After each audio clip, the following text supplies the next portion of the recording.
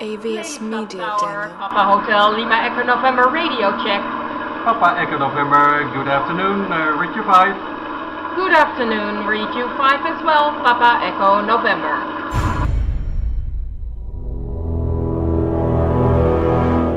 The X-Zone radio and TV show is largely an opinion talk show. All opinions, comments, or statements of fact expressed by Rob McConnell's guests are strictly their own and are not to be construed as those of the X-Zone radio and TV show or in any manner endorsed by Rob McConnell, REL-MAR McConnell Media Company, Talkstar Radio Network, its affiliated stations, or employees.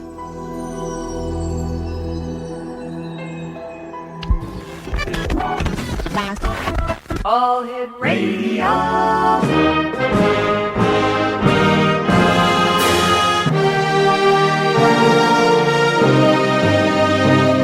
Welcome to the X Zone, a place where fact is fiction and fiction is reality. Now, here's your host, Rob McConnell.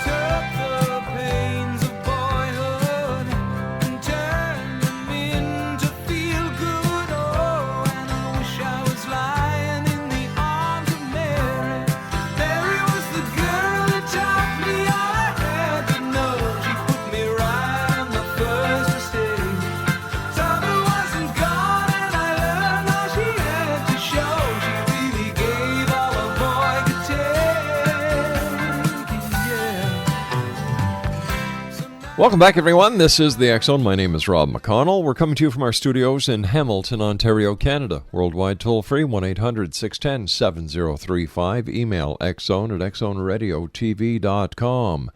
On MSN Messenger, xzoneradiotv at hotmail.com. And our website, www.xzoneradiotv.com. Don't forget, December the 20th at 11 o'clock at night.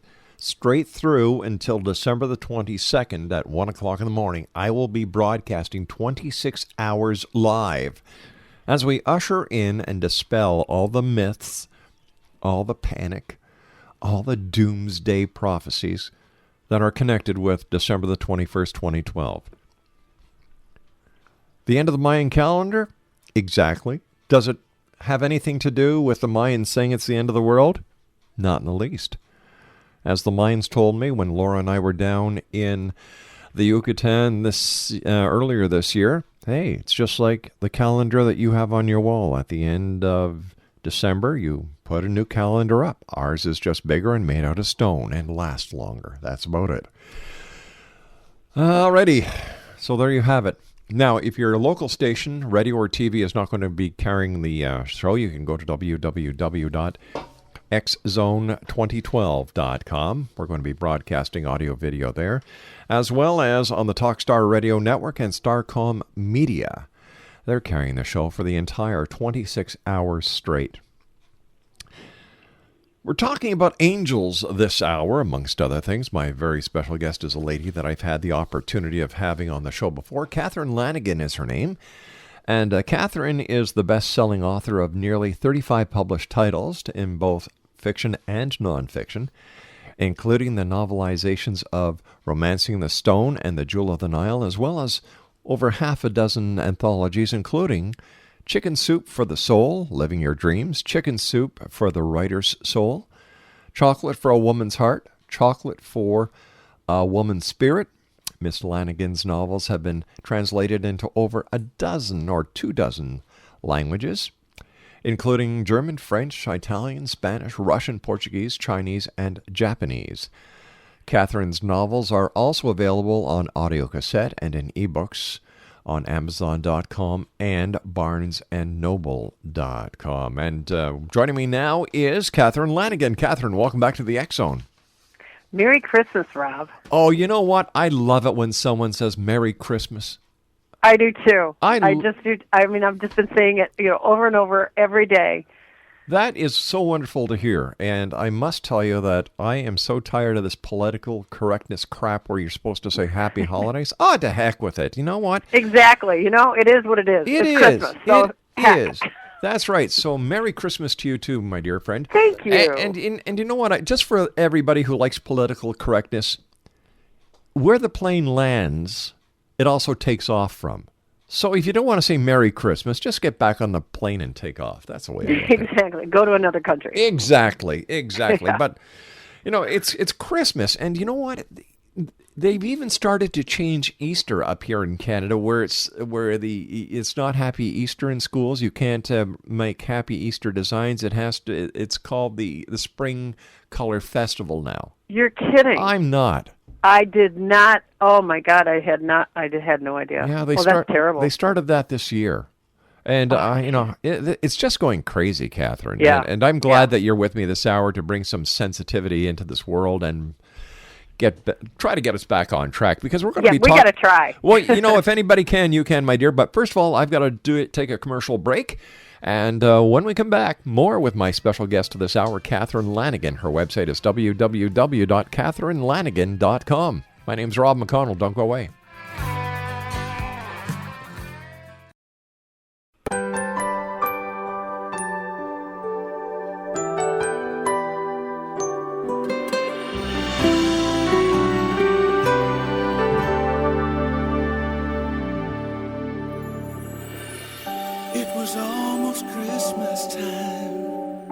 There I stood in another line, trying to buy that last gift or two.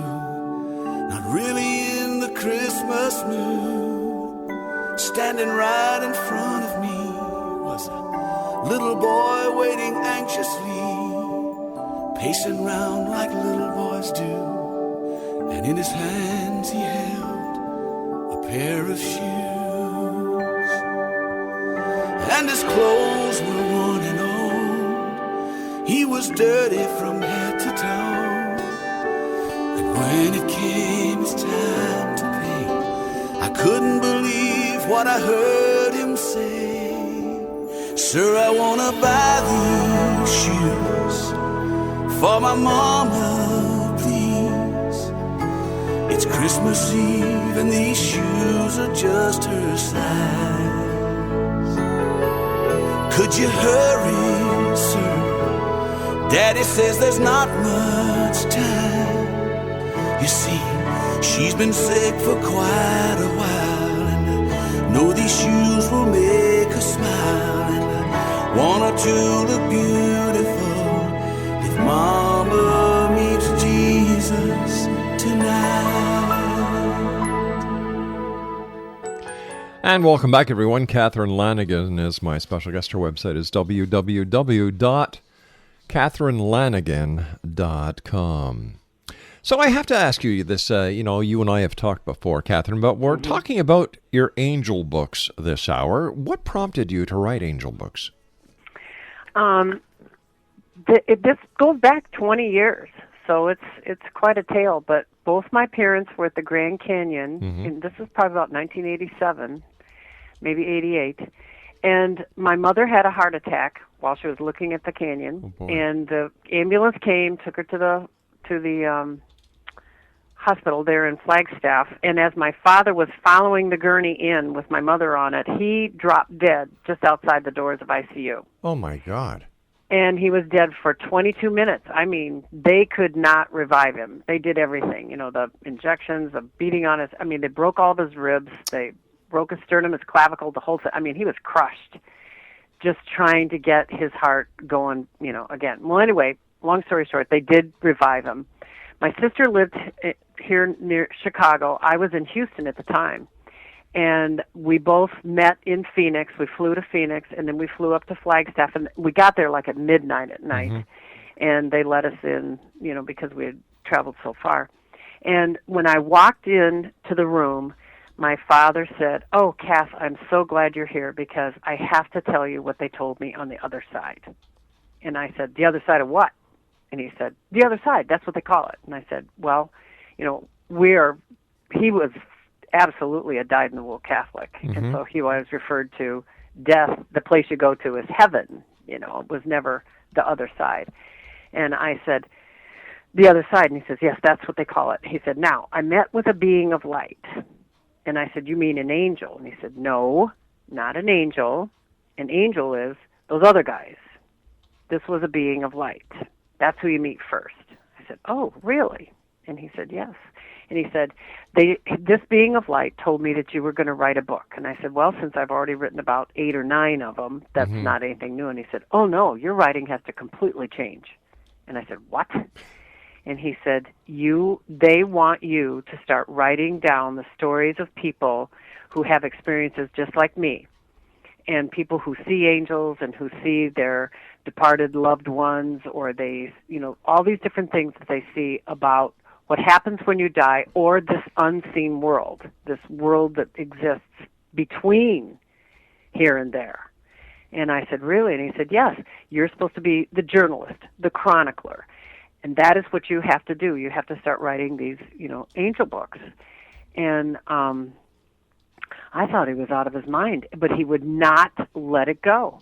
So I said to him, I said, well, is that why you came back? And he said, well, that's one of the reasons. But the other reason is they told me that I had not learned the lesson of love, and that's why they sent me back. I said, really? And my dad was a brilliant man. He was top of his law class at Notre Dame and Phi Beta Kappa and had a photographic memory and all this stuff, but he was not a demonstrative man about his emotions.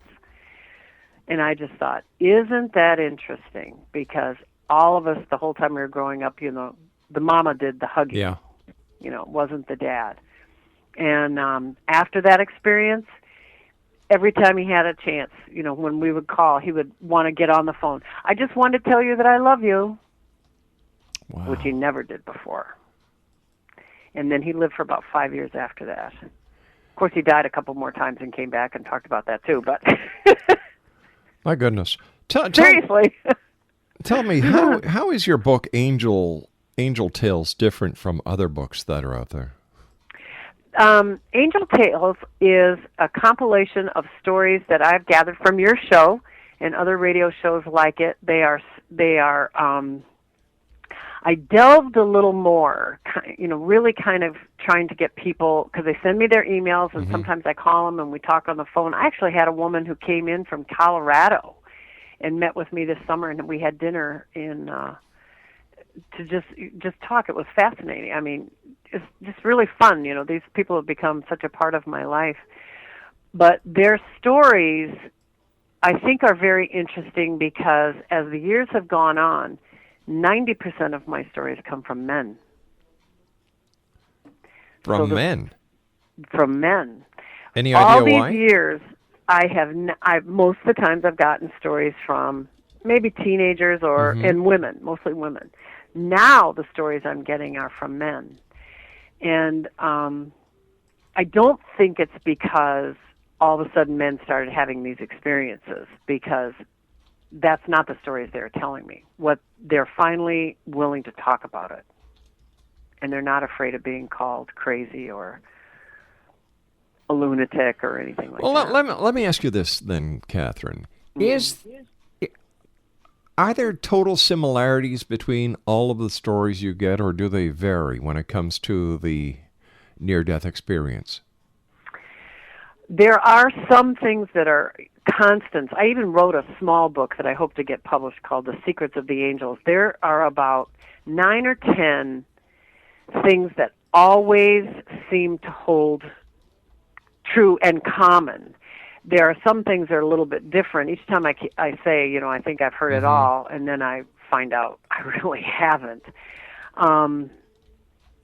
But there are several things. One is that when the angel or a departed loved one comes in to visit, whether it is in a dream or in the daylight hours or at nighttime, but the person's not asleep, there's absolutely no way that the person that it's happening to ever forgets it.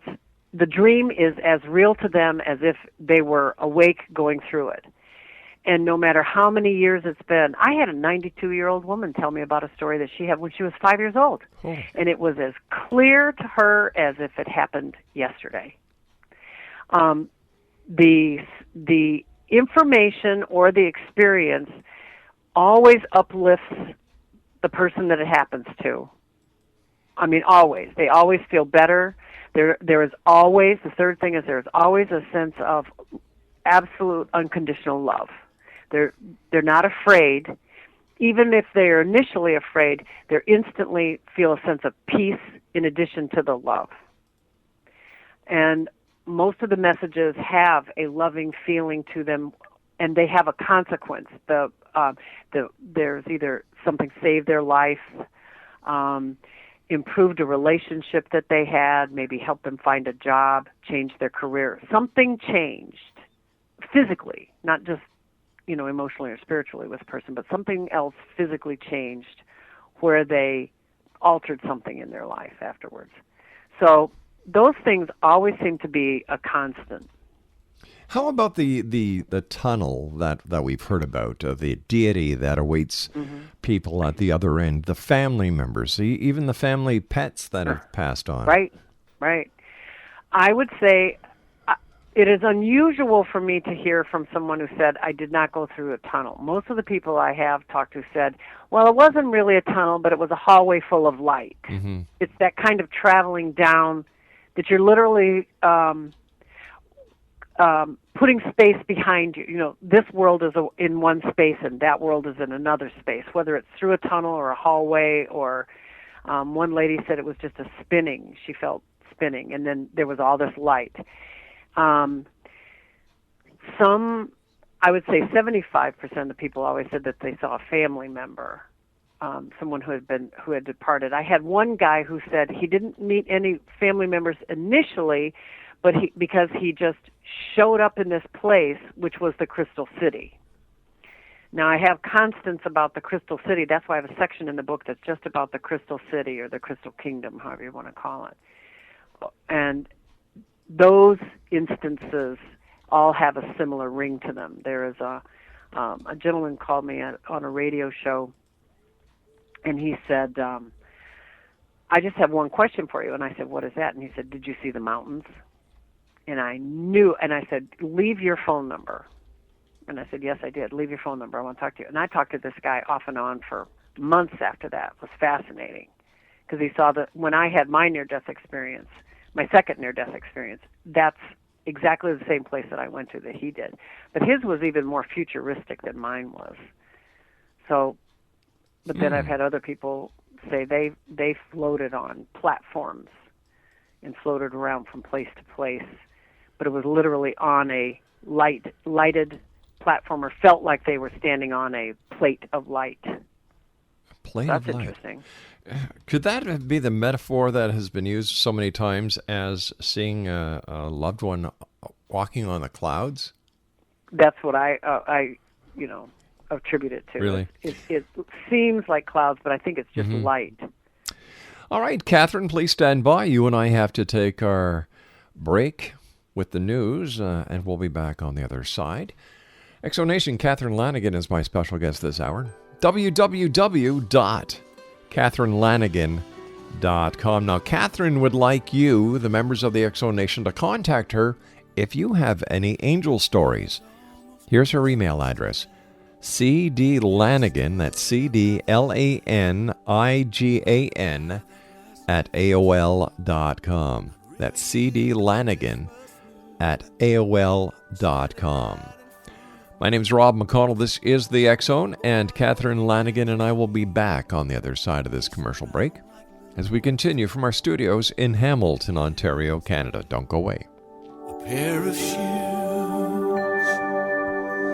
and his clothes were worn and old. He was dirty from head to toe, and when it came his time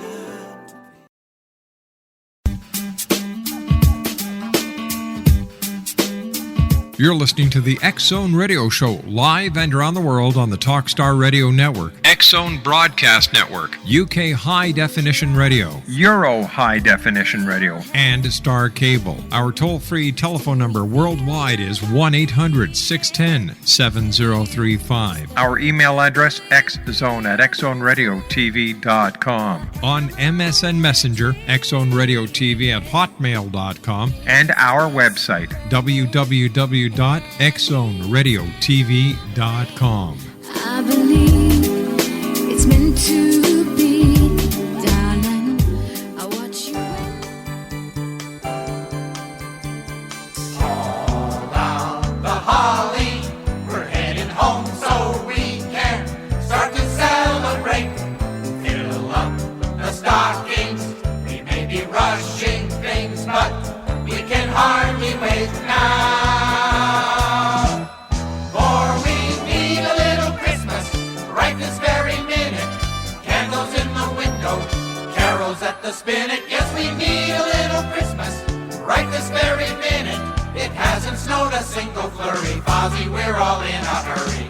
All out the holly, turn on the brightest string of lights we've ever seen. Slice up the fruitcake, it's time we hung some tinsel on that evergreen bough. For we need a little music, need a little laughter, need a little singing, ringing through the rafter, and we need a little snappy, happy ever after. We need a little Christmas now.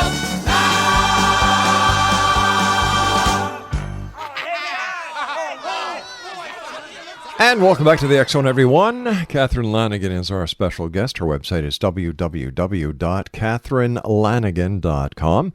And she would like you, the members of the X-Zone Nation, or if you know someone who's had an angel story, if you would share it with her. Her email address is cdlanigan@aol.com. That's cdlanigan@aol.com.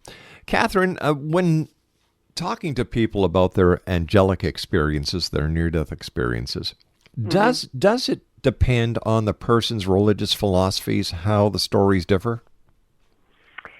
You know, I don't know, and that's interesting because I was just thinking about it. It doesn't matter.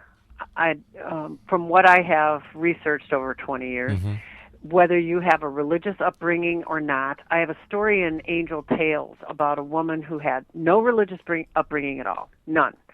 They never went to church. It was just never mentioned. She didn't even know she was missing anything. It was just not part of her life and her world. Till she was 30 years old, and she was in her apartment and reading a book, and she got up to close the blind, and she was visited by two angels and the Mother Mary, the Mother of Christ. And she said, I didn't even know what they were. They told me who they were, and she had always been in communications and radio. She'd been, worked on the radio. She was an announcer. She had a beautiful singing voice, and she started singing this song, and it was just this beautiful, beautiful song, like that a mother would sing to a child. And so she called it Mary's Lullaby. And she never forgot the words. Well, to make her very long story short, and I don't want to give away the whole thing, she was visited several more times until things just worked into this beautiful synchronicity, or I call it, angelic timetable, that she got the CD produced, and it was attached to a friend's book that was also about visitations from Mother Mary. But this was a person who had absolutely no idea. She was like, "Who are you?" And she said, "Well, I'm Mother Mary." And she, "Mother Mary of what?" She just didn't pay any attention. I've had other stories of people, especially when they're dying, who have had no religious affiliation. My favorite story is from a friend of mine who's a hospice doctor, and he said that he had this Orthodox Jewish lady who was about 2 weeks from her death. I mean, she did die because he was hospice, so he didn't get them until they were on their way out. Right. You know? Yeah. And he came in her room and she said, "Could you just step a little to the side, doctor?" And he said, "What are you talking about?" And she said, "Well, because I don't want you to get in the way." And he said, "In the way of what?" And she said, "Well, Jesus is at the foot of my bed." And he said, "What do you mean?" She said, "Well, he said his name is Jesus." And he said, and he knew her whole family, the husband and their children, everything. Her children were irate that she was hysterical like this. They kept saying she was hysterical, hallucinating and everything. And she said, "I'm telling you that he is at my feet, and he's telling me, what it's going to be like when I die, and that he's going to be there for me." And the doctor said, "Well, what is he doing at the foot of the bed?" And she said, "Well, he's washing my feet for my entry into heaven." Mm-hmm. So it's very interesting, I think, when you have things that cross over from one religion to another. Exactly. There's no exposure. And, I hear stories that I'm just like, wow, not prepared. What about the stories that you hear from children about angels? Those are the best. Yeah, those are the best. Because what I do like is when you start asking, if you have to be very careful when you start asking a 2-year-old and a 3-year-old questions. And just recently, I have a little 3-year-old niece, and I told you earlier, my mother passed away a year ago. When we went, let's see, they were here for Thanksgiving, I guess it was, and she has just now started really talking, so she hasn't really talked very much. And she said, and I'm Aunt Kath, so I'm the old aunt, but even their grandmother is dead. My sister had passed away 3 years ago, so this little girl never knew her grandmother, my sister Nancy. She's only known me in that age bracket, and then my mother, who's older. She said, Grandma Dot, that's my mother. Grandma Dot's my real grandma. And I said, "Really?" And she said, "Yes, but she got sick and she had to go to heaven. But it's okay. I talk to her all the time." Wow, that's amazing. And that was 3 weeks ago, And one time when my granddaughter was about 3 years old, I was living in Houston at the time, and we had a thing where once a month she would come and would spend the weekend with me, so we would have our grandma time. Mm-hmm. And we woke up about 3 o'clock in the morning. She had to go to the bathroom, and so I took her into the bathroom, came back, and laid down, and she said, "Grandma, do you remember when we used to live in the big city?" And I said, "What big city?" And she said, "The big city when we wore big hats and we rode in the long cars." And I looked at her and I thought, she's talking about a touring car. We're talking 1912 here with those great big hats that women would wear. And she said, "I loved you so much when we lived in the big city, and we had so much fun." And how old is she? 3. Wow. Exactly. I know. I mean, not the 3 that's close to 4, but the 3 that was close to 2. Wow, unreal. And I had one of my nephews who's now 27, 28 years old. We were in Chicago at Marshall Fields back when there was a Marshall Fields, and we were looking at. He was about 5 years old, I think, at the time, maybe 4 or 5, something like that. And we were looking at sunglasses, and I was trying on sunglasses and just joking around with him and stuff, putting them on his face. And he said, "Aunt Cass, do you remember when we used to live in the big city?" And I said, "What big city?" And he said, New York City, the big city. And I said, you'll have to remind me about that. And he said, "That's when you were my Aunt Marjorie, and we used to watch the fights on television. And we ate food from the silver trays with the little dividers in them." Now, my nephew had never had a TV dinner in his life because my sister, it just never happened. But I looked at, after we had this experience with him, I looked it up. I wanted to know, when were Swanson TV dinners invented? 1927. And you put them in the oven. You didn't put them in a microwave. You put them in the oven to warm them up. But how would that work with the television, watching the fights on TV in 1927? Closed-circuit television started in New York City, and the first broadcasts were the Wednesday night fights and the Saturday night fights, in 1932. So are you saying there's a definite connection between near-death experiences, angelic visitations, and reincarnation? Oh, I do. I think it's all part of this great mystery that we just don't have enough, information about. That's why I want people to send me their stories, because this is what my father told me was my job, was to take all the puzzle pieces and fit them together to form a picture of what it was, what the worlds were, this world, the next world, the in-between worlds, and so that people would not be afraid when they died. That was the major point that I was supposed to. Well, is it not true that people who have had near-death experiences no longer fear death at all? They welcome it? Most of them. I have not. Every single person that I have talked to and written to and done their story has said, "I can't wait till I get there." This place where we live is so terrible. I can't wait to get there. Do they ever come back and give you specifics? For example, what it felt like? Was it warm? Was it cold? Could they smell anything? Did they taste anything? Yes. Taste. Not so sure about taste. I haven't had anybody say anything about food or whatever, but it is warm. It's like 72 degrees. I've had several people say that they were standing on, in a meadow or on a hill, and there was a slight breeze, that they could actually feel the breeze. The colors is a specific that everybody talks about. The colors there do not exist on this earth. They are so vibrant and so beautiful. I've had several people talk about the smell of roses, the smell of vanilla, which is orchids. Yeah. I've had, now those two specifically. I haven't had anybody get any more specific than that. I kept hoping that, if I get to go back and come back, I'm definitely a perfume person, so I'm going to start identifying things for everybody. Okay, let's talk about your near-death experiences for a few minutes here, because when you were having your near-death experience, did you know that you were having a near-death experience, or was it only afterwards during recall?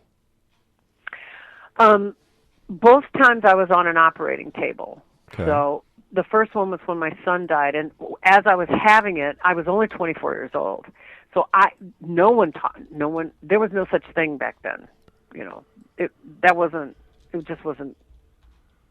I don't think the phrase had not been coined yet. So all I knew is that I heard the doctors say, "We're losing her." And they had already gone to my husband and told my husband that they could not save me. They could save the baby, but they couldn't save me, that I had lost too much blood and I was too traumatized and all this kind of stuff. Anywho, but when I floated above my body, just, like people talk about, I floated above my body. I could look down and see them working on my body. I saw them working on my son. They literally had to work on my son. He had been stuck in the birth canal too long, and he had a very pointed forehead, so they were mashing his skull, and reshaping his skull. And then I was like above the hospital where there was no roof. I could look down and see the maze of the rooms, the walls of the rooms, but there was no ceiling in between anything. And I saw my husband walking out of the hospital. He was leaving, and then I heard this voice that said, "Do you see your husband?" And I said, "Yes, I do see my husband." And they said, and then I floated high. Then I was going. It was like twilight. I was in the stars, and it was warm, and it was pain-free. Was the big thing for me, because I had been in so much pain for 22 hours. And I just thought, "Oh, this is wonderful. I never want to go back."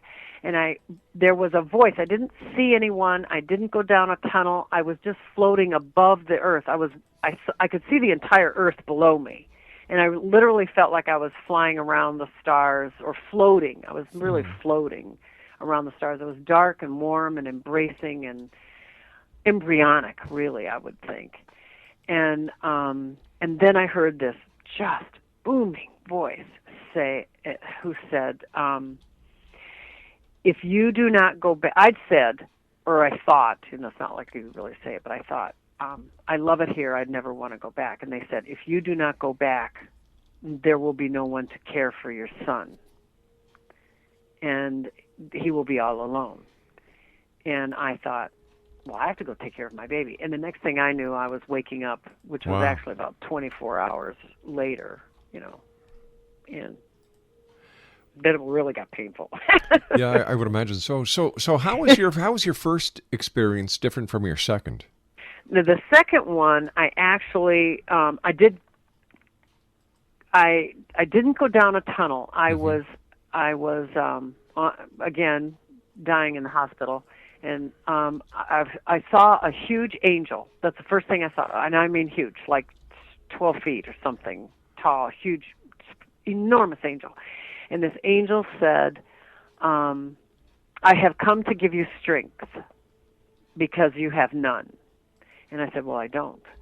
And he said, it said, get on my wing or climb on my back. And we flew through the stars, which seemed like a tunnel.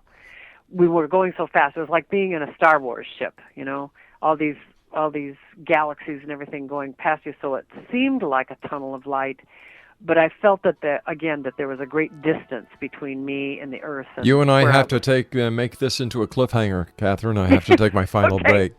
Exonation, the one and only Catherine Lanigan is my guest this hour. If you have an angel story you'd like to share with Catherine, she'd love to hear from you. Please send her an email to cdlanigan@aol.com. And her website is www.catherinelanigan.com.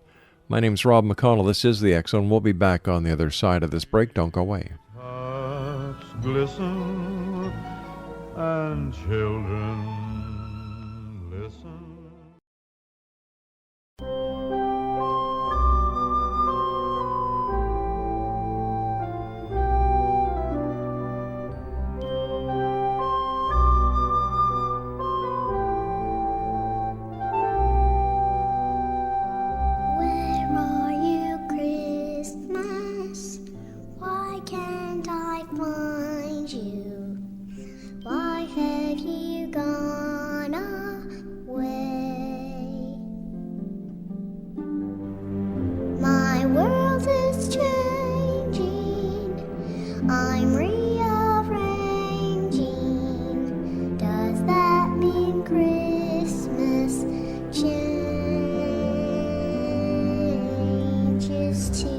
Catherine Lanigan is my guest this hour, X Zone Nation. Her website is www.catherinelanigan.com.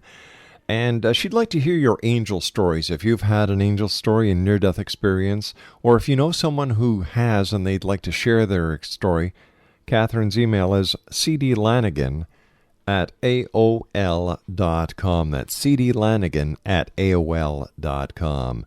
All right, quickly, Catherine, we're getting to the end of the show, and I want to hear the rest of the story. You're on the back of this angel flying through the cosmos. Right. And anyway, where we landed was this beautiful, beautiful meadow, and we crossed over the meadow and across a river and went to like a hill where I could look down on literally the Crystal City. And each building was a replica, or we are the replica, of everything from Notre Dame Cathedral to the onion domes in Russia, all the different kinds of human architecture, the great architecture, was all in this city. Oh, wow. But everything was light. It was like glass and marble, and then when I got there, I realized it was like light. And at that time, I went into the cathedral, and my father was there. And I knew that it would not be long before my father died, and then he did die about 2 years later. Where do you? That's a short story of it. But, yeah. Where do you think this city is? That is a good question. There are some people. Who are absolutely convinced that heaven is literally a place, a space and place. Like a planet. Yeah. There are others where it's just 3 feet above. It's in the next dimension and 3 feet above our dimension here on this earth. That's only that far away, but in another dimension. And I don't know. I don't know the answer. I have a tendency to believe that it's just this next dimension. It just takes so much in our human brain to comprehend it all to get there. I have an old saying that life is easy. We complicate it.